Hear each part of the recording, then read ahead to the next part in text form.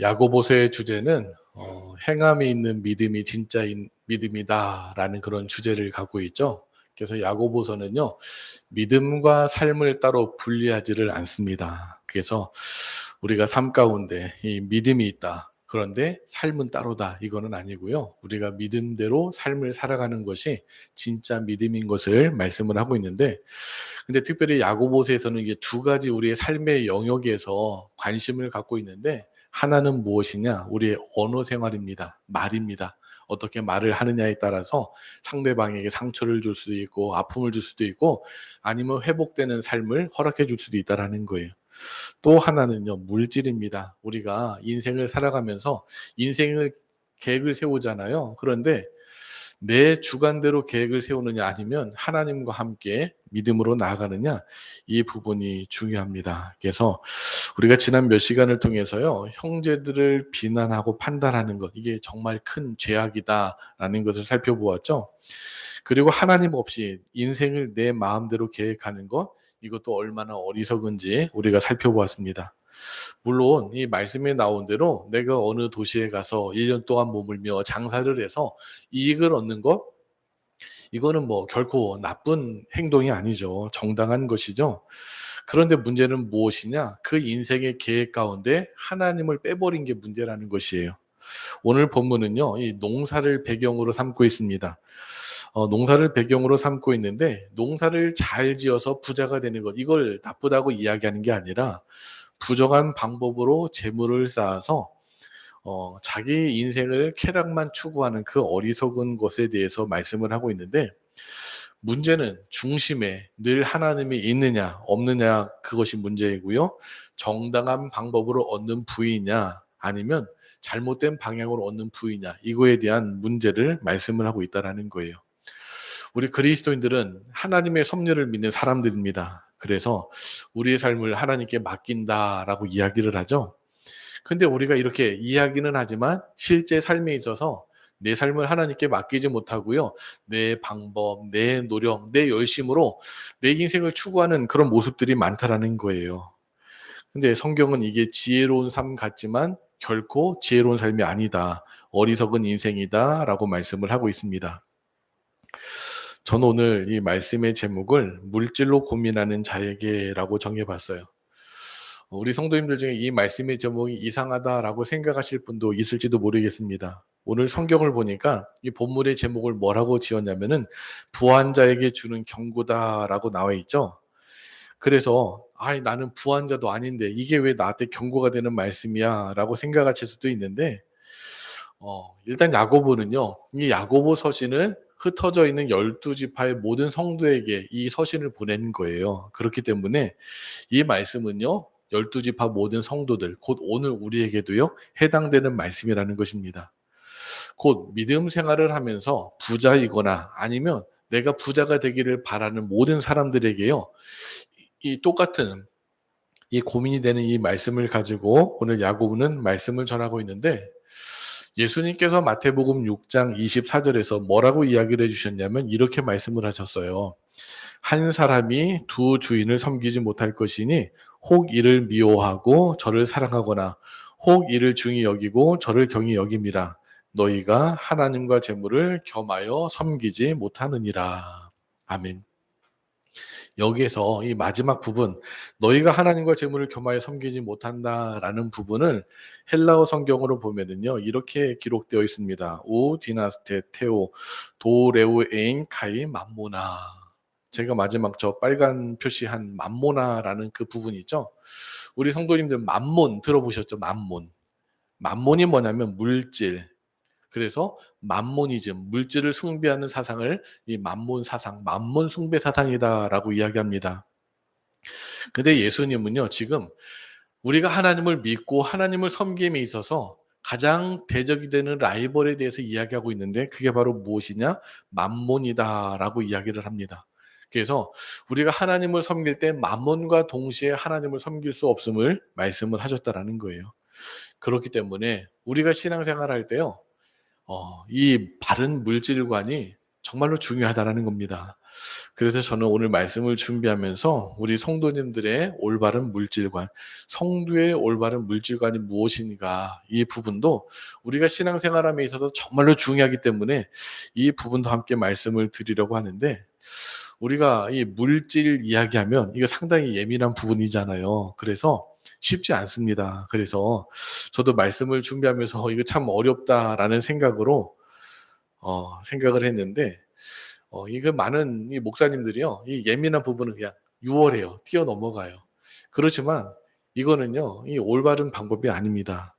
말씀을 전하는 자는요, 전하기 쉬운 말씀이나 어려운 말씀이나 주님이 전하를 하시면 기도로 준비하면서 어쩔 수 없이 전하는 게 이 말씀을 전하는 자의 숙명입니다. 그래서 저도 이 말씀을 준비하면서 열심히 기도하며 준비했으니 우리 성도님들도 귀 기울여서 바른 물질관을 우리가 꼭 회복하는 게 신앙생활에 있어서 정말로 중요하다라는 것을 꼭 기억해 주셨으면 좋겠습니다.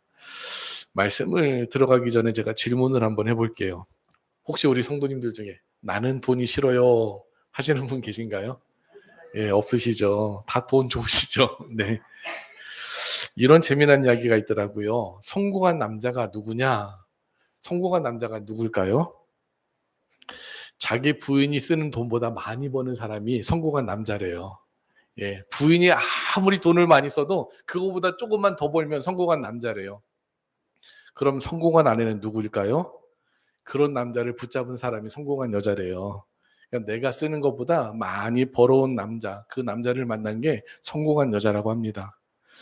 그렇다면 우리 성도님들 다 성공하셨나요? 예. 네, 감사합니다. 예. 이처럼 우리 모두는요, 돈을 좋아합니다. 어딜 가나 돈 합니다.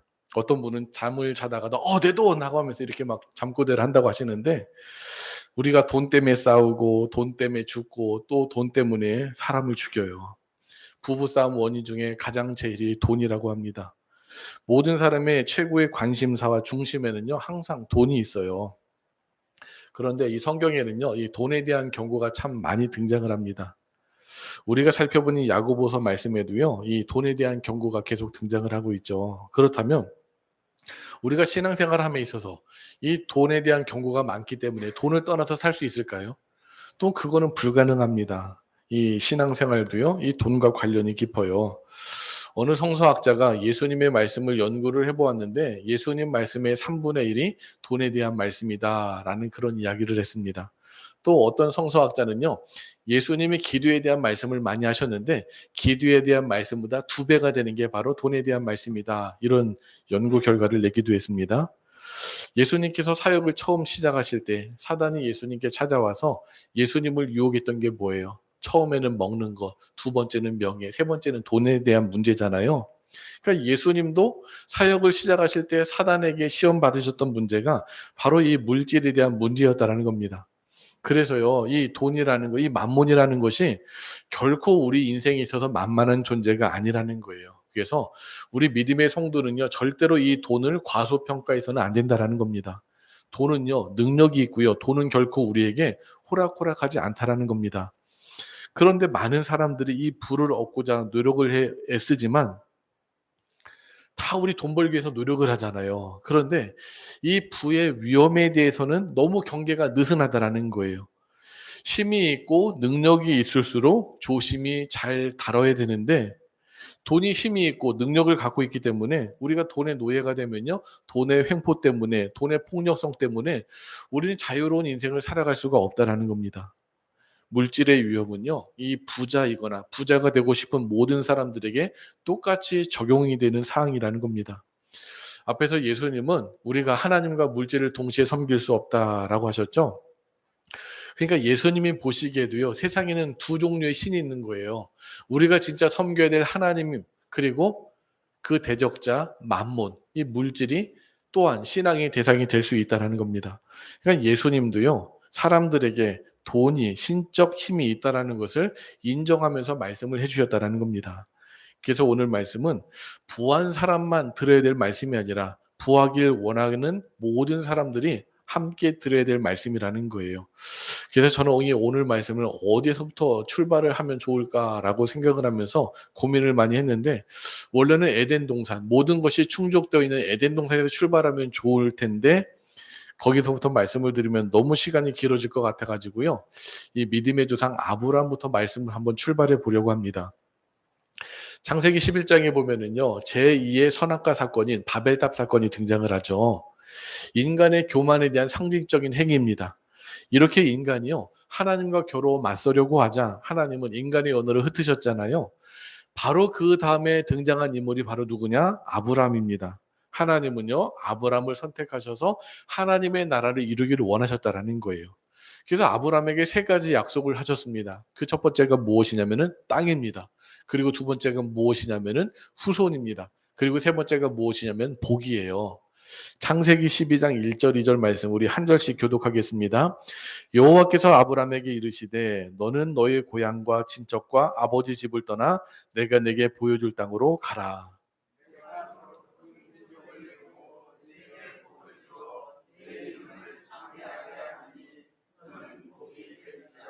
아멘. 네, 이렇게 아브라함을 통해서 약속하신 것, 아브라함의 아들 이삭, 그리고 그의 아들 야곱을 통해서 이 일들을 이루어 나가시는데요. 하나님은 아브라함의 손자 야곱의 일가가 이 가나안 땅의 가뭄의 일자 70명의 일가가 요셉이 있는 애굽으로 가게 되죠. 70명으로 그 가족이 출발했지만 그곳에서 430년간을 보내면서 몇 명이 됐어요? 60만 명이 되는 엄청난 생육과 번성의 복을 누리게 되었다라는 겁니다. 만약 저들이 가나안 땅에 있었다라면은 인구가 그렇게 많이 늘어나진 못했을 거예요. 비록 요셉을 알지 못하는 바로가 등극했을 때 저들이 노예 생활을 했지만 하나님은요 저들에게요 다산의 축복을 주셔가지고요 인구가 기하급수적으로 늘게 만들었다라는 거예요. 그래서 인류 역사에 최초의 산하 제한 정책을 누가 펼쳤죠? 바로가 이 히브리 사람들 다 아들 태어나면 다 죽여버리라 라는 그런 산하 제한 정책을 펼칠 정도로 이 이스라엘 사람들이요 이 생육하고 번성하는 것만큼은 아주 충만했다라는 거예요. 그래서 하나님은 결국은 저들을 모세를 통해서 출애굽을 시키셨죠. 무엇을 위해서? 아브라함과 약속하신 그 약속을 이루기 위해서. 그래서 하나님은요 아브라함의 후손인 이스라엘을 광야에서 훈련을 시키시는데 저들이 가야 할 궁극적인 약속의 장소는 광야가 아니다. 가나안 땅이다.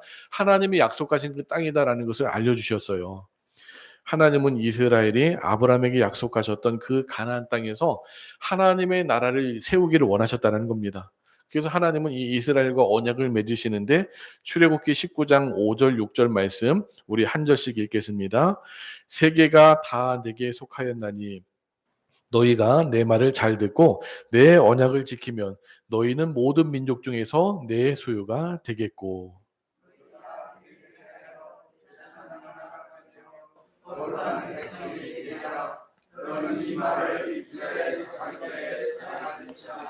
아멘.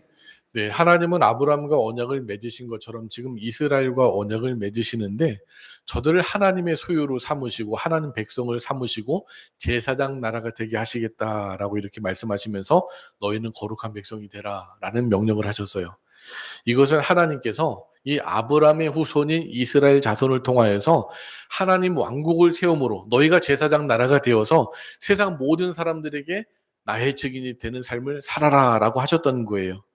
즉 제사장 나라라는 것은요. 이스라엘이 전 세계의 국가적인 차원으로 제사장 역할을 하면서 결국 하나님의 모든 일들을 하나님의 메시지와 복을 세상에 전하기를 원하셨던 것입니다.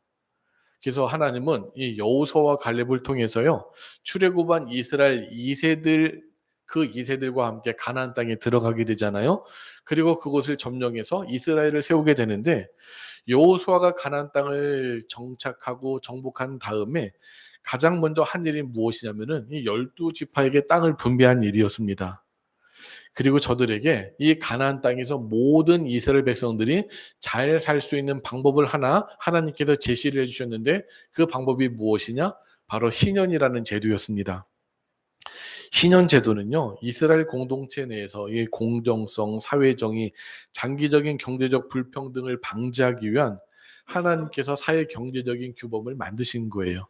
그러니까 매 50년마다 시행되도록 하도록 했는데 토지의 소유권이나 부채나 개인과 가족 간의 이 복지에 영향을 미치는 제도가 바로 희년제도인데 우리가 다 같이 농사를 지어도 어느 해는 잘 될 수도 있고 어느 해는 못 될 수도 있어요. 옆집은 잘 됐는데 우리 애는 병충해가 입어서 못 될 수도 있잖아요.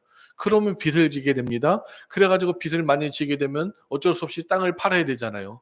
그래서 누군가는 그 땅을 사고 누군가는 그 땅을 팔게 돼 가지고 어려움을 겪게 되잖아요. 그럼 그다음에 농사를 지어야 되는데 못 지면은 결국 빚이 늘어나 가지고 결국은 내가 빚을 감당하지 못해서 그 집의 노예가 되는 거예요. 그러면은 영원히 그 노예로 삶을 살아가야 되니 하나님은 여기서 해결책을 허락해 주셨는데 바로 희년입니다. 7년이 7번 반복되고 그다음 해엔 50년째 되는 그 해에는 희년이라고 해 가지고 모든 것들을 원상복귀해 주는 그런 모습이 이스라엘 가운데 있었다라는 겁니다. 그래서 노예가 되었던 사람은 다시금 자유인이 되고 내가 땅을 팔았으면 그 땅을 다시금 원소유주에게 돌려주는 그런 해가 바로 희년이라는 거예요. 만약에 이 희년 제도가 잘 이루어졌다면 내가 지금 당장 어려움에 처했어도 내가 종이 되었어도 몇 년이 지나면 해결이 되는 거예요? 50년이 지나면 해결이 되는 거예요. 그러니까 하나님의 백성이라면 하나님이 세우신 이 규범을 잘 지켜야 할 겁니다. 이 규범만 잘 지켜진다라면 모든 이스라엘 사람들은요 계속해서 평안하고 복된 삶을 살 수가 있었다라는 거예요. 요즘 젊은이들이 이생망이라는 말을 쓴다고 합니다. 이생망 무슨 말이냐면 이번 생에는 망했다라는 말이래요. 그러나 희년제도가 50년마다 반복된다 그랬죠. 그러니까 하나님의 뜻은요 계속해서 이 반복이 되는 건데 이거 뭐예요?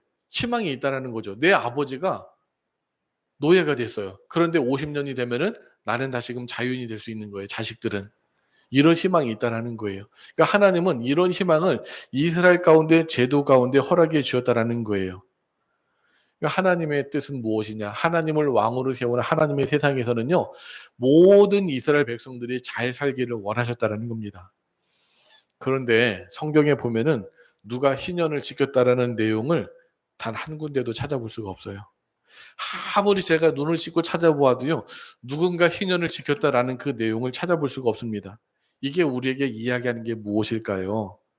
아무리 하나님의 선택된 이스라엘 백성들이지만 저들조차도요 탐욕의 노예가 되어서 하나님이 주신 말씀을 완전하게 지키는 데는 실패했다라는 거예요. 내가 내 돈 주고 샀는데 이거 50년 지난 다음에 다시금 돌려준다? 얼마나 아까워요. 그게 돌려주지 못하는 거예요. 내가 빚을 져 가지고 이 사람이 이걸 갚지 못해 가지고 내 노예가 됐는데 이 사람을 통해서 내가 농사를 지으면 훨씬 더 효율이 있는데 이 사람을 다시금 자유인으로 풀어준다? 얼마나 아까워요. 그리고 그 사람이 난 자식까지도 내 노예가 되는데 내 후손들도 이 노예들을 통해서 잘 살면 얼마나 좋습니까? 그러니까 이 마음에 욕심이 생기다 보니까 이거를 돌려주지 못하고 노예로 해방시켜 주지 못하고 이런 모습이 계속해서 반복되는 역사가 이스라엘의 역사였다라는 겁니다. 하나님의 분명한 명령이 있었지만 저들은요 하나님의 명령을 지키지 않았어요. 그래서 저들은 하나님의 제사장 나라가 되는 게 실패했고 결국은 하나님의 규정하신 율법도 제대로 지키지 못하는 그 모습들, 그러면서도 얼마나 자기들과 이방인들을 차별했는지 이방인을 개와 돼지만지도 못한 존재로 여기고 저들을 차별했다라는 겁니다. 이런 모습들을 통해서 인간 내면에 내재되어 있는 이 만몬에 대한 이 탐심의 문제가 얼마나 강력한지를 우리는 알 수가 있어요. 그래서 예수님도 그러기 때문에 너희가 하나님과 만몬을 동시에 섬길 수가 없다라고 말씀을 하셨다라는 겁니다. 그러니까 하나님의 뜻은요. 이 땅의 모든 사람이 다 잘 되는 거예요. 공평한 세상에서 살기를 원하셨습니다. 그런데 이거를 인간의 탐욕으로 서로 뺏고 뺏기는 그 다툼과 분쟁을 일어나게 만들었고 이게 나중에는요. 국가적인 전쟁으로도 발전하게 되었다라는 것입니다. 여기서 우리가 잊고 있는 중요한 한 가지 사실이 있어요. 세상을 주관하고 섭리하시는 분이 누구시라고요? 하나님이시다. 우리가 이 분명한 사실만 믿으면은요, 우리는 이렇게 탐심의 노예 가운데 살 수가 없다라는 겁니다. 다니엘서 2장에 보면은요, 이 느부갓네살이 한 신상이 세워지는 그 꿈을 꿔요. 그 신상이 금과 은과 청동과 철과 진흙으로 만들어진 그 거대한 신상에 대한 꿈을 꾸는데 아무도 이 꿈에 대해서 해석을 못하는 거예요. 그런데 다니엘이 그 꿈을 해석을 하는데 그 꿈이 무엇이냐? 앞으로 이루어질 네 개의 거대한 제국에 대한 꿈이었습니다. 먼저 바벨론에 대한 꿈이었는데 이 금머리는 이 느부갓네살 시대에 강력하고 부유했던 이 바벨론 제국을 상징하고요. 또 메세 바사라는 제국인데 은으로 만든 가슴과 팔은요. 이 바벨론을 계승한 메대와 바사, 이 페르시아 제국을 의미합니다. 그리고 그 다음에 헬라 제국을 의미하고 그 다음에 로마 제국을 의미하는데 다니엘이요. 이 다니엘서 2장에서 이 꿈을 꾸게 돼요. 그리고 다니엘서 7장에 보면은요. 이 제국, 앞으로 이루어질 네 개의 제국에 대해서 짐승이라 불리는 그런 모습으로 다시 한번 이 제국에 대한 이야기를 예언을 합니다. 우리가 다니엘 어떤 시대 사람이죠? 이 유다가 망하고 가장 먼저 포로로 끌려갔던 이 사람이 다니엘이었거든요. 그러니까 이 유다 멸망기 586년 그 이전에 먼저 1차적으로 끌려간 사람들이 있었어요. 그게 바로 이 귀족들의 자녀들, 왕의 후손들이 가장 먼저 볼모로 끌려갔거든요. 그때 포함됐던 게 다니엘이에요. 이제 유다가 멸망하고 그때 끌려가 가지고요. 이 다니엘은 그래도 아주 오랫동안 그 네 명의 왕을 섬기면서 이 고레스 원년 때까지 살았습니다. 그러니까 고레스가 누구냐? 메데 바사, 이 페르시아 제국을 세웠던 첫 번째 왕이 고레스잖아요. 이 그때까지 이 바벨론이 멸망하고 이 페르시아 바사가 이 시작할 그때까지는 이 다니엘이 살았는데 그 다음에 헬라나 로마라는 제국이 세워질 때 다니엘은 없었잖아요. 그런데도 불구하고 하나님은 다니엘을 통해서 이 네 개의 거대한 제국, 바벨론, 메데, 바사, 헬라, 이 로마라는 제국이 앞으로 어떻게 펼쳐지고 어떻게 멸망할지 그거에 대해서 이미 다니엘을 통해서 예언을 하게 만드셨다라는 거예요. 이게 무엇인가요? 세계를 지배하는 거대한 그 제국들조차도 하나님께서 세우시고 하나님께서 망하게 하시는 그 섭리에 의해서 세워지고 멸망했다라는 것을 보여주기 위한 하나님의 뜻이었다라는 겁니다. 그러니까 하나님의 섭리는요, 우리 개인을 넘어가지고요, 세계의 거대한 제국 또한 그 흥망성쇠까지도 하나님이 주관하시는 분이시다라는 것을 다니엘서를 통해서 우리에게 말씀을 해주시고 있다라는 거예요. 결국에 무엇이냐? 만몬이 세상을 지배하는 것 같지만 사실 그 뒤에서 섭리하고 주관하시는 분은 하나님이시다라는 것을 말씀을 하고 있다라는 겁니다. 그래서 우리 그리스도인은 이걸 분명히 알아야 합니다. 하나님께서 세상을 통치하시는 유일한 분이심을.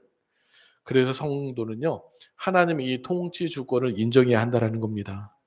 만약 하나님의 통치 주권을 인정하지 않고 오로지 물질만을 바라보는 자들, 그 결과가 어떠느냐? 오늘 야고보서 5장 1절에 야고보는 이렇게 이야기합니다. 들으라 부한 자들아, 너에게 임할 고생으로 말미암아 울고 통곡하라. 지난 시간에 어떤 도시에 가서 1년간 장사를 해서 이익을 얻을 자들, 이 자들에게도 가장 먼저 했던 말씀이 무엇이죠? 들으라이죠. 근데 오늘 5장 1절도 역시나 들으라로 시작합니다. 이스라엘 사람들 쉐마 들으라라는 말씀 정말 귀중하게 여겼다라고 이야기했죠. 오늘 야고보는 우리들에게도 역시나 들으라라고 하면서 부한 자들. 근데 여기서 부한 자들은요, 자기의 정당한 방법으로 부를 얻은 사람을 말씀하는 게 아니에요. 하나님의 주권을 인정하지 않고요, 품꾼에게 정당한 삭슬을 주지 않고 의인을 정죄하고 죽인 자들이라고 말씀을 하고 있고, 더 나아가서 자신의 삶에는 사치하고 방종하는 그런 사륙의 죄를 짓는 자들이다라고 이렇게 부연 설명을 하고 있습니다. 즉 물질의 노예가 되어서 돈이 되는 일이라면 부정한 것도 서슴지 않는 탐욕의 모습을 꿈꾸는 자들을 말씀을 하고 있다라는 거예요. 이런 자들에게 야고보는요, 너에게 임할 고생으로 말미암아 울고 통곡하라라고 외치고 있습니다. 저들의 미래가요, 암울할 것을 예언하고 있다라는 겁니다. 이런 자들의 재물은 썩었고 옷은 좀 먹었고 금과 은은 녹이 슬었다라고 야고보는 이야기합니다. 그런데 사실 금이나 은이 녹이 쓰나요? 금은 녹슬지 않잖아요. 금은 아무리 오래 두어도요, 녹슬지 않습니다. 그런데 왜 야고보는 여기에서 금과 은이 녹슬었다라고 이야기하는 것일까요? 이건 역시도 탐욕의 모습을 그대로 이야기하는 거예요. 이 로마 황제 중에 금화와 은하에 불순물을 섞어가지고 돈의 가치를 떨어뜨렸던 그런 황제가 있었어요. 누구냐면 바로 네로 황제였습니다. 네로 황제는요, 금과 은과 같은 주화에 귀금속 함량을 점점점 줄였어요. 아까우니까. 근데 이를 통해서 결국은 통화의 가치가 떨어지게 되었고 네로 기간에는요. 로마의 주화의 평가절하는 인플레이션과 경제적인 불안 이거를 초래하게 되었다라는 거예요. 하나님은 우리가 정당한 방법으로 돈을 버는 건 나쁘다고 이야기하지 않습니다. 정당한 방법으로 땀을 흘려서 돈을 버는 것 이대로 살기를 원하신다라는 거예요. 그리고 그렇게 돈을 정당하게 벌었으면 가치 있게 사용하기를 원하신다라는 겁니다. 세계에서 가장 큰 부자였던 록펠러가 이런 이야기를 했어요. 내가 알고 있는 가장 가난한 사람은 돈밖에 없는 사람이다. 진짜 부자는요, 이 돈만 많은 자를 말하는 게 아닙니다. 하나님이 주신 돈을 가치 있게 사용할 줄 아는 사람이 진정한 부유한 자라는 거예요. 나눌 줄 모르고 움켜만 지는 삶을 사는 사람은요, 하나님이 원하시는 삶이 아니라는 겁니다. 하나님의 약속이 아브람부터 시작됐다라고 말씀을 드렸죠. 하나님은 아브람에게 뭐라고 이야기하셨냐면 너는 복이 될지라라고 하셨어요. 예전 성경엔 너는 복의 근원이 될지라라고 하셨죠. 그러면서 하신 말씀이 무엇이냐면은 창세기 12장 3절입니다. 우리 같이 한 목소리로 읽겠습니다. 너를 축복하는 자에게는 내가 복을 내리고 너를 저주하는 자에게는 내가 저주하리니 땅의 모든 족속이 너로 말미암아 복을 얻을 것이라 하신지라. 아멘. 하나님께서요 아브람을 축복하는 자에게 복을 주신대요. 아브람을 저주하는 자에게는 하나님이 저주하신대요. 그러면서 땅의 모든 족속이 아브람으로 말미암아 복을 받을 것이다라고 말씀을 하셨습니다. 이게 뭐예요? 아브람처럼 믿음을 따라서 하나님을 섬기는 자들에게 하나님은 복을 주시겠다라는 믿음의 말씀이라는 겁니다. 우리 성도님들 다 복 받고 싶으시죠? 언약 백성 되고 싶으시죠? 그러면요. 중요한 것을 잘 다룰 수 있어야 합니다. 우리 성도님들 중에 저기 샘머리에서부터 오신 분들도 많이 계신데 그때 땅을 보상받고 부자가 됐던 사람들 많이 보셨을 거예요. 그분들이 그 많은 보상받고 지금까지 잘 지내고 계신 분들이 많은가요? 제가 보기에는 10이면 9 이상을 그 돈을 관리하지 못해 가지고요. 오히려 가정이 깨지고 자식들과 불화하고 그런 가정들을 너무나 많이 제가 들으면서 지켜봐 왔습니다. 페이스북이라는 그런 소셜 네트워크가 있습니다. 이 페이스북의 창시자 마크 저커버그는요. 자신의 딸을 위해서 이 페이스북의 지분 99%인 450억 달러 우리나라 돈으로 얼마냐면 59조 7,150억 원이라고 합니다. 우리가 가히 셀 수도 없고 만져볼 수도 없고 느껴볼 수도 없는 엄청난 액수죠. 저 돈을 자선단체에 기부하겠다고 했어요. 이상하죠. 딸을 위해서 그런데 딸을 위해서. 아니 딸을 위해서라면 딸한테 저 돈 주어가지고 잘 먹게 잘 살게 하는 게 좋잖아요. 그런데 마크 저커버그가 어떤 이야기를 했냐면은 내 딸이 앞으로 살 세상에 저 돈을 통해서 우리 딸이 조금 더 행복한 삶을 살았으면 좋겠다라는 그런 이야기를 했어요. 빌 게이츠도요 자선단체를 만들어서 그 엄청난 재산을 기부를 했습니다. 그리고 워렌 버핏도요 많은 양의 돈을 빌 게이츠 재단에 기부를 했어요. 그러자 많은 사람이 아니 왜 독자적으로 하지 이 빌 게이츠 재단에 이렇게 돈을 기부하느냐라고 이야기를 했는데 이 워렌 버핏이 뭐라고 이야기했냐면은 나보다 돈을 더 좋은 방법으로 잘 쓰기 때문에 나는 빌 게이츠 재단에 돈을 기부합니다라고 이야기를 했다고 합니다. 제가 보기에는요. 저들의 삶의 모습이요. 구약의 신현제도 정신을 그대로 보여주는 게 아닐까라는 그런 생각을 해보게 되었어요. 존 웨슬리가 돈의 사용이라는 설교에서 이런 주장을 했습니다. 첫 번째, 할 수 있는 대로 많이 벌라. 두 번째, 할 수 있는 대로 많이 저축하라. 세 번째, 할 수 있는 대로 많이 주라. 이 열심히 해서 돈 잘 버는 거, 농사 잘 지어서 부자가 되는 거. 이삭이요. 농사를 지었을 때 하나님께서 100배 축복을 허락해 주시고 그가 거부가 되게 해 주셨다라는 그런 말씀이 등장을 합니다. 야곱이 양을 길렀는데 하나님께서 복을 주셔 가지고요. 많은 그런 양들이 태어나고 건강하게 해 주셨다라는 말씀이 등장을 합니다.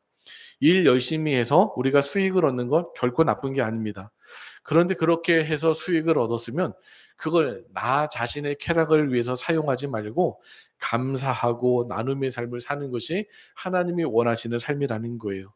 그것이 하나님이 통치하는 세상에서 이루어지기를 바라는 하나님의 뜻입니다.